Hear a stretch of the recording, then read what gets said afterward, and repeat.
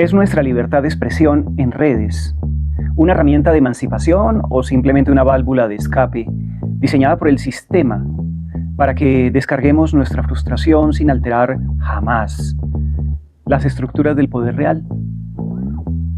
¿Es posible todavía construir un mundo común o estamos condenados a vivir en una suma de soliloquios donde el otro es solo un obstáculo para nuestro propio ego?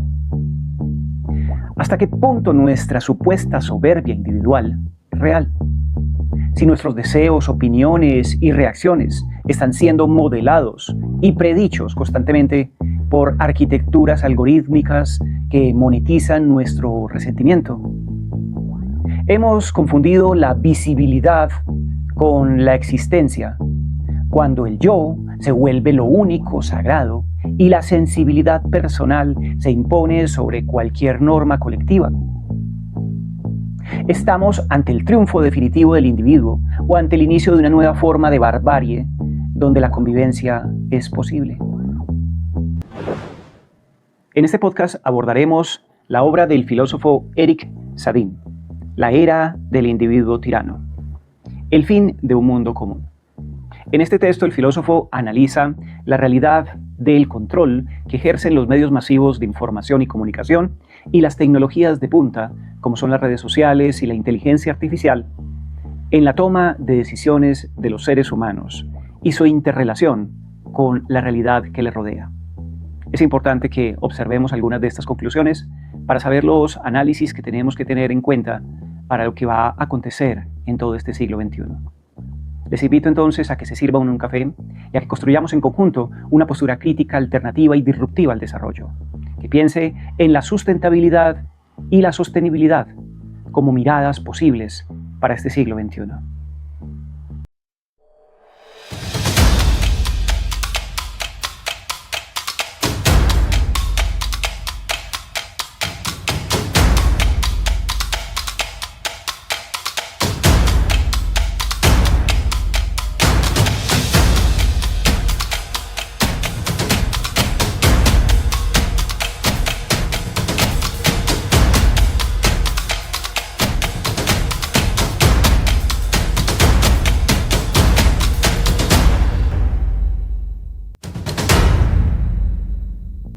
En su obra La era del individuo tirano, el filósofo Eric Sadin nos presenta una radiografía inquietante de nuestra sociedad actual. En esa introducción que tituló Un totalitarismo de la multitud, comienza rescatando un momento que marcó el inicio de esa transformación. Fue el año 2010. Eric Sadin nos muestra cómo, casi simultáneamente, dos figuras antagónicas capturaron la atención del mundo. Por un lado fue Julian Assange, a través de Wikileaks, demostraba que un solo individuo podía hacer temblar a las estructuras de poder más opacas del planeta, mediante la transparencia radical. Por otro lado, un joven Mark Zuckerberg era el más importante en aquellos tiempos visionario de las redes sociales a través de Facebook y otorgaba al ser humano el poder de la expresividad pública y la visibilidad constante. A partir de ese punto, Eric Sadin desarrolla una síntesis evolutiva de cómo hemos pasado de la esperanza democrática a una forma de aislamiento agresivo. Durante la década de 2010, este autor nos observa una metamorfosis solapada en nuestros comportamientos.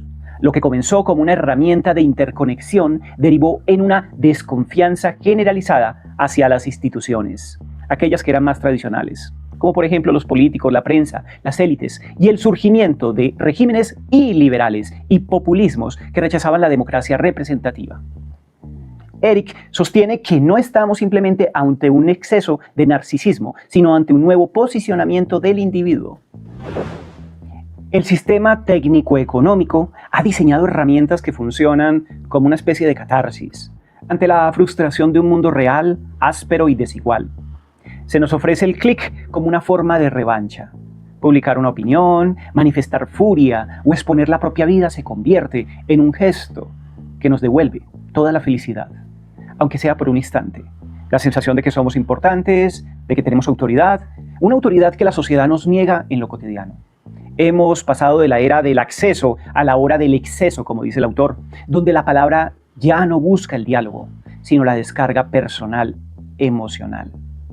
La evolución histórica que plantea este autor nos lleva desde el liberalismo del siglo XIX, donde el individuo era libre, aquel sujeto que era libre de gobierno sobre sí mismo, hasta un presente donde la tecnología ha fragmentado el mundo común. Hoy cada persona se siente dueña de su propia verdad.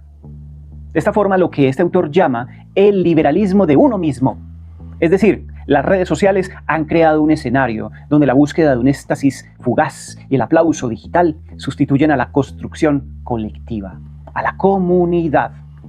De esta forma, la gran tesis de Sadin en esta primera parte del libro es que el antiguo contrato social ha implosionado al darnos la ilusión de una suficiencia total y un poder inmediato sobre las cosas. La tecnología nos ha convertido en individuos tiranos que ya no necesitan al prójimo ni aceptan el compromiso de la vida común.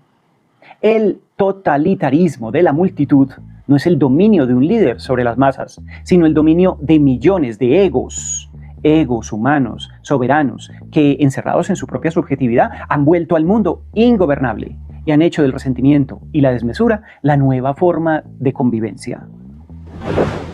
En la primera parte del texto, que se denomina Mitos y sinsabores del individualismo liberal, nos plantea una anécdota que más o menos titula El despertar del hazlo tú mismo.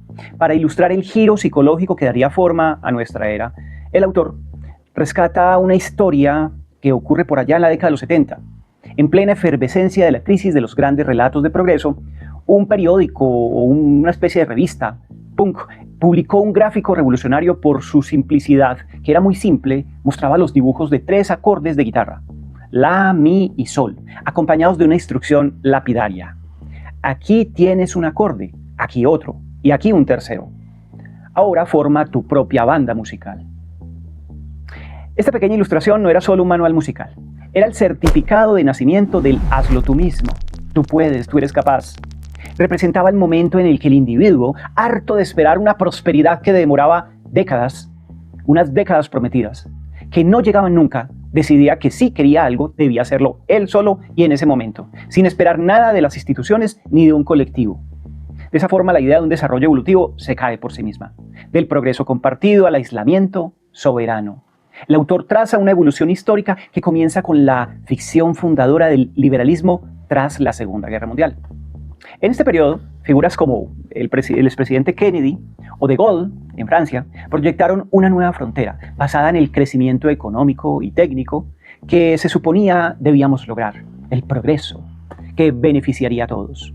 Era la época de la atracción de la promesa, la idea de que el esfuerzo individual canalizado a través del sistema democrático liberal conduciría inevitablemente a una comodidad universal.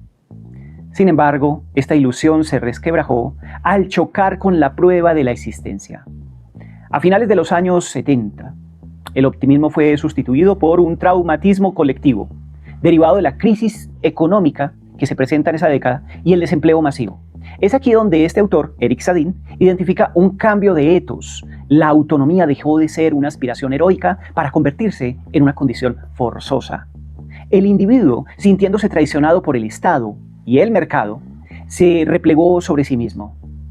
A medida que avanzamos hacia el cambio del milenio, esa autonomía defensiva se transformó en una exaltación al ego, impulsada por la tecnología. El autor señala cómo la llegada de los dispositivos digitales, en particular, se masifican, el iPod o los celulares inteligentes y las aplicaciones de servicios, generaron una sensación de superación de las limitaciones cotidianas. De repente, el mundo parecía diseñado para que nos sirviera. Inclusive eso refleja lo que estamos viviendo en este momento. Podíamos pedir un transporte, comprar productos o buscar pareja con un solo clic, sin movernos, sin interactuar con nadie más. Esta evolución culmina en lo que el autor llama ese mundo cuyo héroe es usted mismo.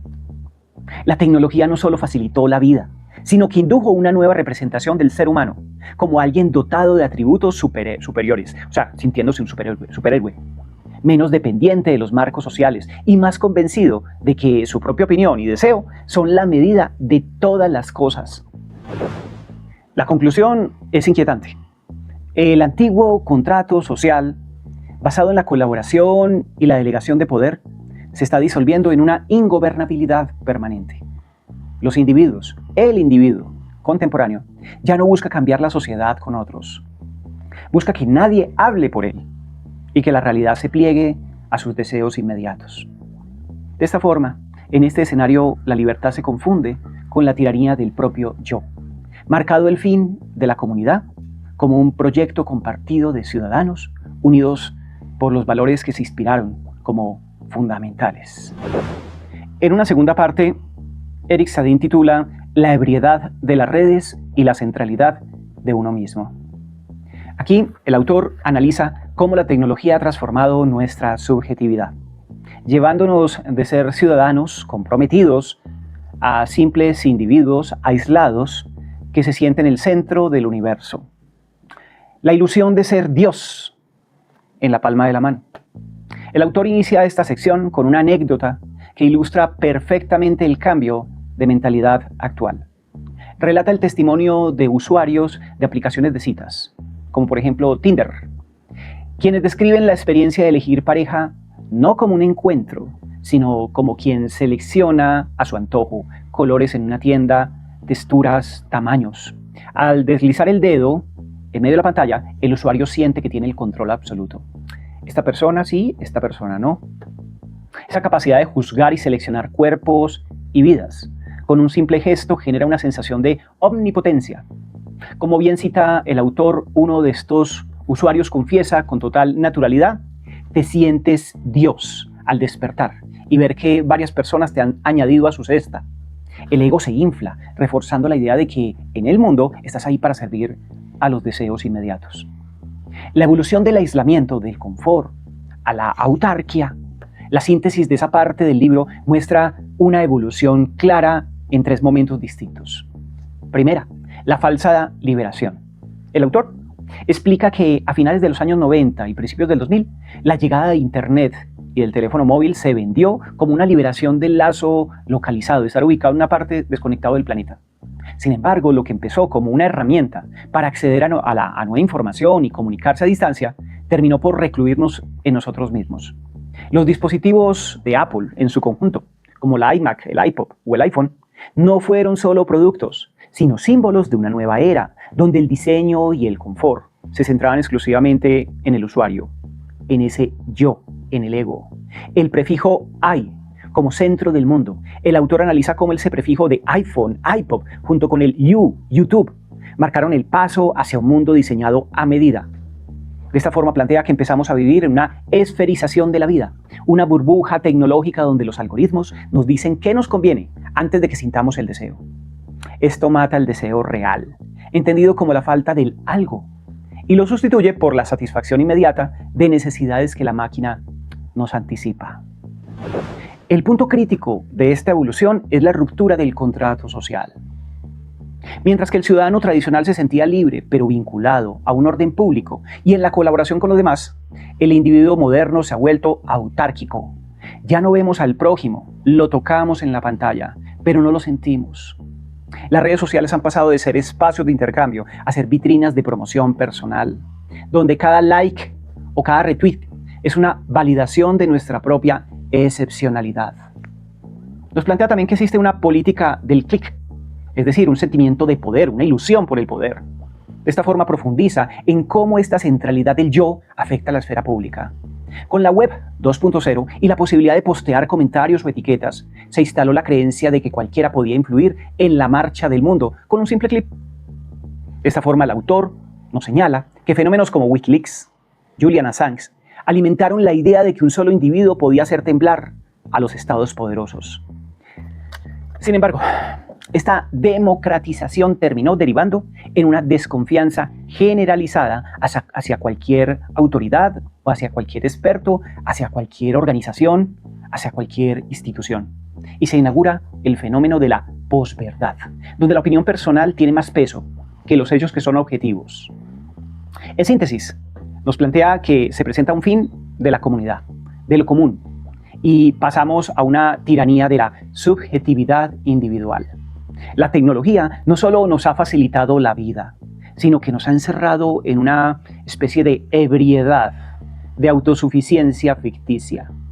Al tratarnos constantemente como el centro de atención de los sistemas digitales, Paulatinamente también hemos perdido la capacidad de reconocer al otro como un igual con el que debemos construir una sociedad en común.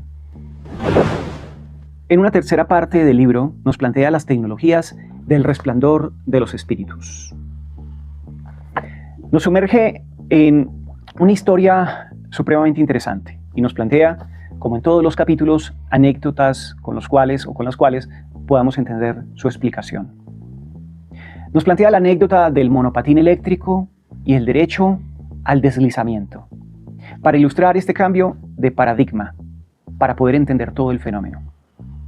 El autor relata una escena cotidiana en las grandes ciudades contemporáneas: la invasión del monopatín eléctrico, un objeto rescatado y resignificado por las startups de Silicon Valley. No es solo un medio de transporte individualista, es un síntoma. El autor de esta forma parafrasea cómo este dispositivo permite al individuo deslizarse por la ciudad, evitando cualquier tipo de resistencia o contacto con los demás. Mientras que el peatón debe negociar su espacio, respetar el ritmo de los demás, de la multitud, y lidiar con la aspereza de lo real, el usuario del monopatín atraviesa la ciudad con una actitud de suficiencia, como si el espacio público fuera una pista diseñada exclusivamente para su fluidez personal. Esta imagen del individuo desplazándose con una ligereza soberana por la ciudad, mientras ignora el entorno, es la metáfora perfecta de lo que Sadin define como la negación del prójimo. Nos plantea de esta forma una especie de construcción evolutiva, del contrato social al resplandor del yo. La evolución que el autor traza en esos capítulos va desde la caída de las grandes promesas del liberalismo hasta la construcción de una tiranía individual alimentada por esas redes sociales. Entonces nos plantea una tesis, que existe un aislamiento como confort o una esferización de la vida. Argumenta para esta tesis que la industria digital ha sido extremadamente hábil en detectar la sensación de desposesión que el ciudadano medio siente en el mundo real. Es decir, trabajos precarios, falta de representación política, falta de participación. Como respuesta, ha creado instrumentos que ofrecen la ilusión del control total. Al colocarnos cascos auditivos, centrar la mirada en el smartphone, nos encerramos en una esfera de confort, yo con yo, donde solo escuchamos lo que queremos escuchar. Este aislamiento no solamente es físico, sino también cognitivo. Dejamos de ver y sentir a los demás, al conciudadano, reduciendo la especie humana a nuestro círculo más íntimo de supuestos amigos digitales, las redes sociales. De esa forma se analiza cómo esas redes sociales transforman nuestras vidas en un espectáculo continuo. Lo que comenzó como un juego sano de recibir un like se convirtió rápidamente en una necesidad compulsiva de reconocimiento público. La plataforma permite que cada individuo se convierta en el centro de su propio relato, donde narrar lo íntimo o dar testimonios de opiniones personales genera una sensación de importancia, de suficiencia, que el mundo real nos niega. Es, en términos del autor, un capitalismo de la catarsis, que monetiza nuestras emociones y nuestra sed de ser vistos una y otra vez. Por ejemplo, en Twitter o X, esta dinámica se vuelve más agresiva. El autor describe esta red como el triunfo de la palabra sobre la acción, en el lugar donde los debates son crueles, donde los debates buscan acabar con el otro, busca la profusión incesante, agresiva, de enojos, de rabias, de enfrentamientos, de microideas. El individuo ya no busca convencer al otro, sino humillarlo o eclipsarlo con intervenciones impactantes que buscan la viralidad. Hay un espíritu irritado de la época que habla por la sensación, por la emoción, por la idea infundada, reemplazando el argumento, contribuyendo al desmoronamiento de lo que antes se consideraba un lazo social, una construcción colectiva, un ethos representativo. Y se acaba esa idea en sí misma de liberalismo de uno mismo y empieza a fundarse una iliberalidad. Ya no se trata solo de compartir fotos, sino de gestionar nuestra propia imagen como si fuera una marca multidimensional. El autor destaca la figura de un individuo multinacional, como el caso de Rihanna o las Kardashian, cuya irradiación personal genera millones de ganancias y se convierte en el modelo a seguir por las nuevas generaciones. Todos desean ser algo así, Y para el caso latinoamericano también podríamos encontrar muchas personalidades similares. Todo el mundo quiere llegar allá.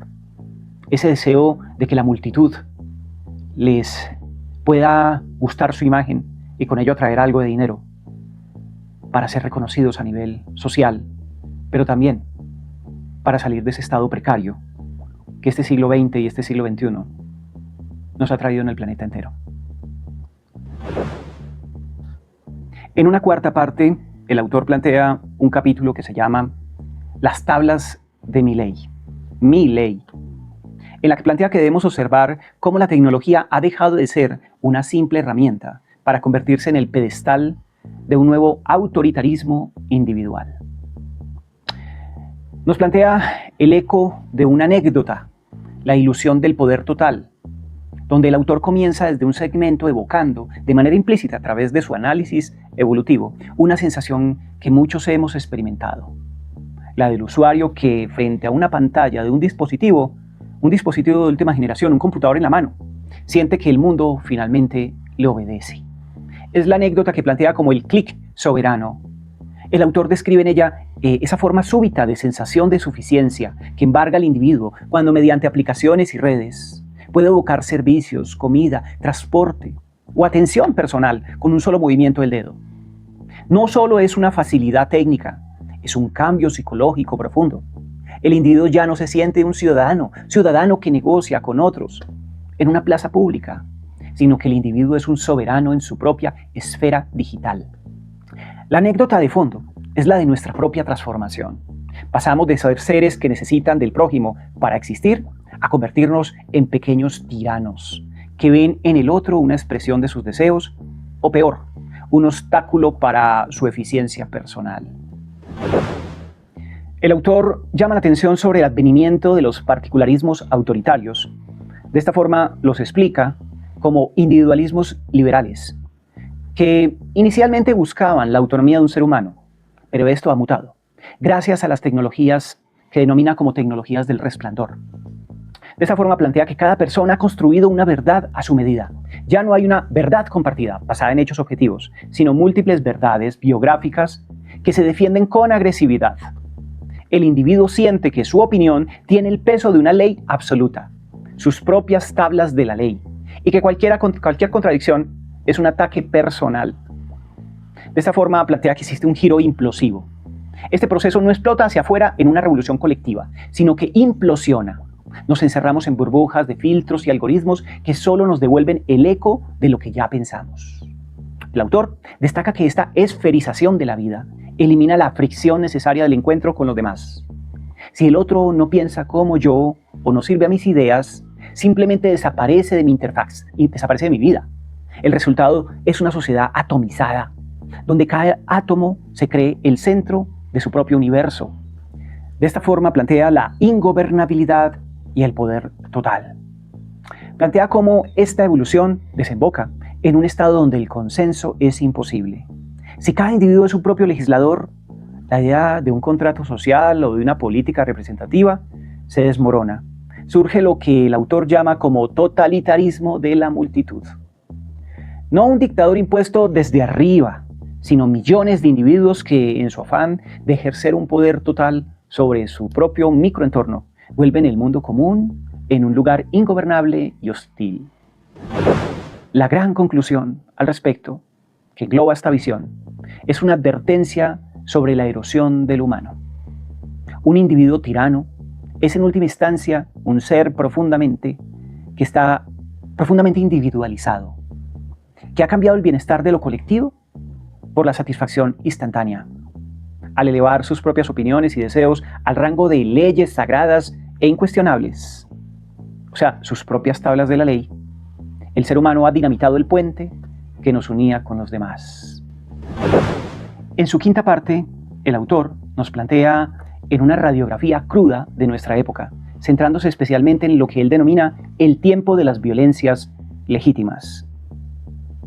El autor analiza cómo la frustración acumulada y la tecnología convergen para crear un estado de beligerancia permanente. Nos plantea, como en todos los capítulos, anécdotas, y en este nos plantea la anécdota del mensajero y el cliente. Para ilustrar esta nueva era de tensiones, el autor relata una escena que bien podría ser cotidiana, pero que esconde la esencia de esta tiranía del yo. Describe a un cliente que, tras haber realizado un pedido a través de una aplicación, espera con impaciencia, con emoción, la entrega de su producto. Cuando finalmente el repartidor llega, quizás unos minutos de retraso, o simplemente sin la actitud servil que se supone que debería tener, cuando no es así, el cliente reacciona con una falta de comprensión, reacciona con furia desproporcionada. No ve en el repartidor a un trabajador, a un semejante, en medio de la precariedad laboral, sino a un fallo en el sistema, que interrumpe su deseo soberano por su pedido.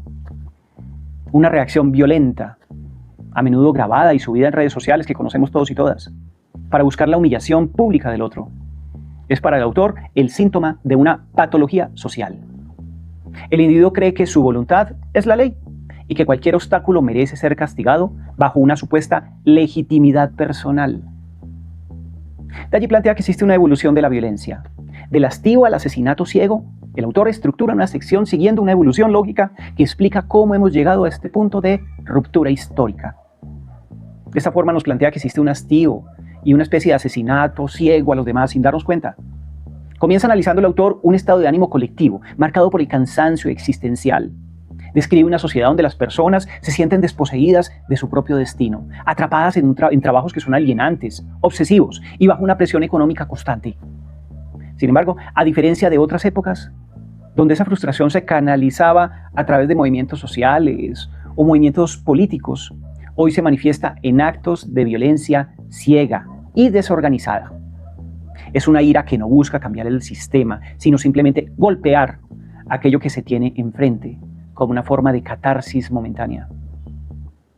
El desencadenamiento de los cuerpos es otra forma como el autor lo señala, y plantea que avanzamos hacia una violencia que ha saltado de la pantalla a la realidad física. El autor señala que existen espacios públicos que se han convertido en campo de batalla de subjetividades. Los cuerpos ya no se encuentran en un espíritu de colaboración con los demás, sino en plena confrontación. Existe un desencadenamiento de las normas tradicionales básicas de convivencia. El respeto por el peatón, la cortesía en el transporte, la paciencia en la fila, han sido sustituidas por la urgencia del individuo que se siente el centro del universo.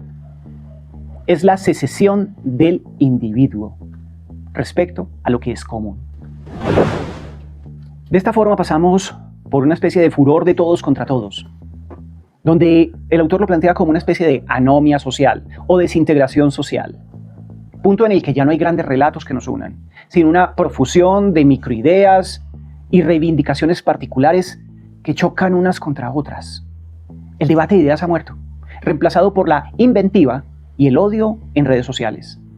Cada persona se siente autorizada a dictar su propia tabla de la ley, sus propias normas, y a ejecutar juicios sumarios contra cualquiera que piense distinto, y creando un clima de sospecha y hostilidad generalizada hacia el otro, inclusive hacia lo que es común, hacia lo que nos une. En la parte final del libro, el autor nos genera un cuestionamiento sobre la fragmentación social contemporánea. Nos plantea una anécdota, la del individuo archipiélago. Nos cuenta la historia de un hombre en el metro que está metido en su celular, quizás enojado, u otro cantando, u otro conversando con otra persona o con la misma inteligencia artificial. Le habla a la pantalla, a nadie más. Esta anécdota ilustra lo que el autor define como el fin del mundo común. El individuo ya no habita en un espacio compartido, sino una burbuja tecnológica, donde su subjetividad es la única ley. Nos plantea que existe un aislamiento total y que nos lleva a la tiranía, que sostiene que hemos pasado de un individualismo liberal a un individualismo colectivo, alimentado principalmente por las redes sociales y por las inteligencias artificiales. Que existe una tecnología que nos sirve como espejo, esas redes sociales que nos propician catarsis, una catarsis de bolsillo, que se expande a toda costa hacia la negación de lo colectivo, del otro. Que se levanta una verdad subjetiva, que no busca la verdad en el diálogo, sino que impone su propia percepción personal como una verdad absoluta e incuestionable, convirtiéndose en un sujeto tirano de su propio entorno digital. considera, como lo ha considerado en todo el texto, que se plantea el fin del contrato social y que ante esto se genera un advenimiento de la ingobernabilidad permanente de la sociedad, que como consecuencia va a implosionar y generará un malestar colectivo de todos contra todos. La política se ha transformado en una serie de particularismos autoritarios, outsiders, donde cada grupo individual exige que el mundo se pliegue a sus deseos inmediatos. Nos plantea una propuesta, una política del testimonio. Ante este escenario de implosión social, el autor no propone una solución técnica, sino una imperiosa política del testimonio, como lo plantea él. Lo que implica recuperar la capacidad de mirar al otro, de reconocer la vulnerabilidad compartida y de reconstruir, como lo plantea, ladrillo a ladrillo, el compromiso por lo común. Solo a través de una reapropiación de la vida, más allá de las grandes tecnologías, más allá de las pantallas, podemos frenar ese totalitarismo, ese individualismo que nos está devorando paulatinamente en este siglo XXI.